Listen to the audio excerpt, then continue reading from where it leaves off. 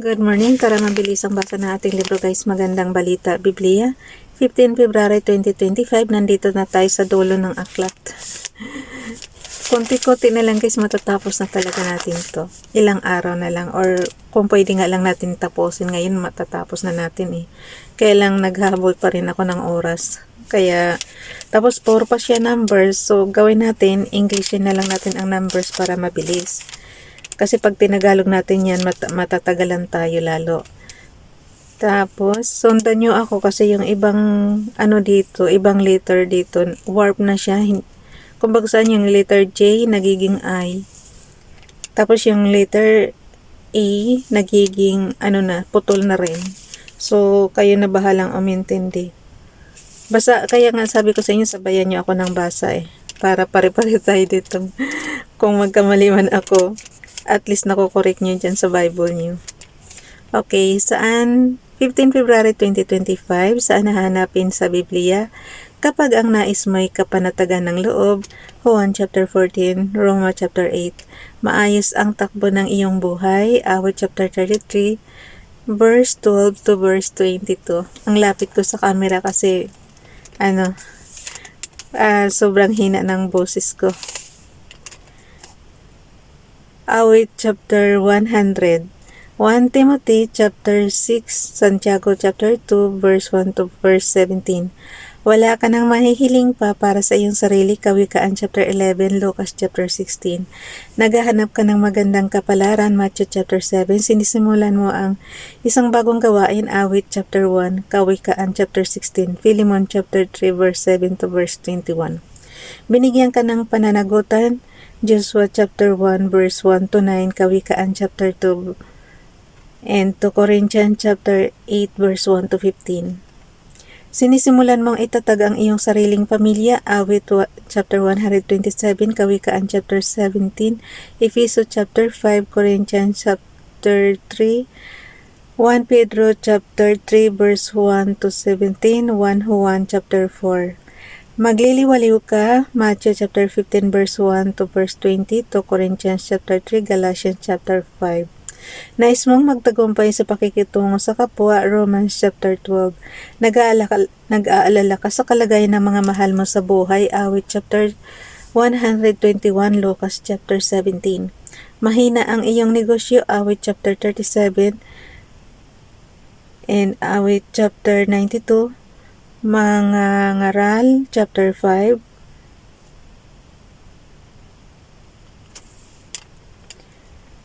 Pinanghihinaan ka ng loob, Awit chapter 23, chapter 42, chapter 43. Lalo yatang sumasama ang mga pangyayari, 2 Timothy chapter 3, Hebrew chapter 13. Tila yata tinalikuran ka na ng iyong mga kaibigan, Matthew chapter 5, 1 Corinthians chapter 13. Tumaranas ka ng matinding kalungkutan, Awit chapter 46, Matthew chapter 28.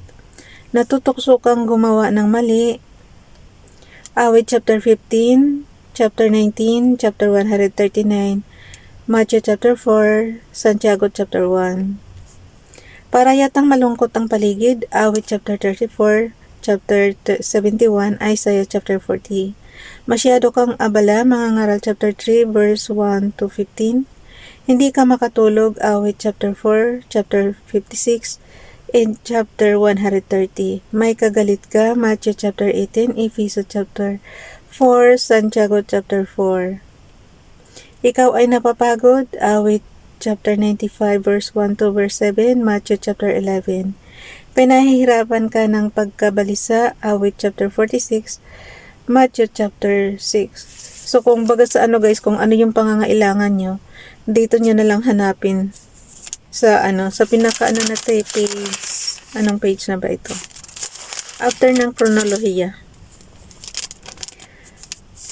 Kung hinahamon ka ng mga kaaway, Efeso chapter 6, Philemon chapter 4. Humarap ka sa kagipitan, Job chapter 28, verse 12 to verse 28. Kawikaan chapter 8, Isaiah chapter 55. Naninibog ka, Awit chapter 49, Santiago chapter 3. Hindi ka mapakali, Awit chapter 40, Awit chapter 90, Hebrews chapter 12. Nagdadalamhati ka, 1 Corinthians chapter 15. Pahayag chapter 21, chapter 22. 1 Thessalonica chapter 4 verse 13, chapter 5 verse 28. Ikaw ay nababagot. Ikalawang Hari chapter 5, Job chapter 38, Awit chapter 103, 104. Efeso chapter 3. May lihim kang galit sa iba. Lucas chapter 6 verse 2. Lucas chapter 6. And then 2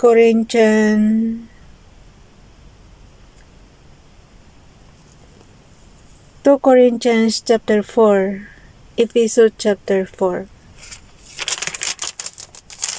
Ang bagal ko sa numbers, sabi ko sa inyo. Okay. Dumanas ka ng matinding kabiguan. Kung dumanas ka ng matitinding kabiguan. Corinthians chapter 1, unang Pedro chapter 1, naging suwael ka, Isaiah chapter 6, Marcos chapter 12, Lucas chapter 5. Kailangan mong patawarin, Matthew chapter 23, Lucas chapter 15, Philemon. Sa panahong may sakit, Awit chapter 6, chapter 39, chapter 41, chapter 67, Isaiah chapter 26. Nadarama mong mahina ang iyong pananampalataya. Awit chapter 126, 146, Hebrews chapter 11. Iniisip mo na parang malayo ang Diyos. Awit chapter 25, chapter 125, chapter 138, Lucas chapter 10. Ikaw ay maglalakbay. Awit chapter 119, Kawikaan. Naku po, alam niyo bang napakahaba ng ng chapter 119 na yan? So, ayan pa yan. Ikaw ay maglalakbay. Awit chapter 119. Imagine niyo na kung gaano babasahin niyo dyan.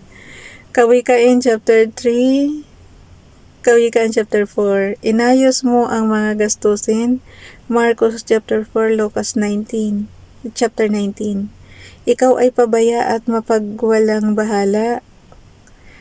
Matthew chapter 25, Pahayag chapter 3, ikaw ay nalulungkot o natatakot. Awit chapter 27, chapter 91, Lucas chapter 8, unang Pedro chapter 4.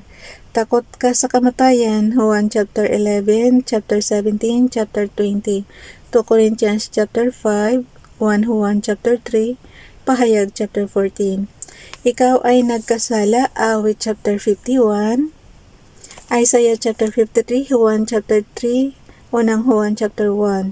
Nais mong malaman ang paraan ng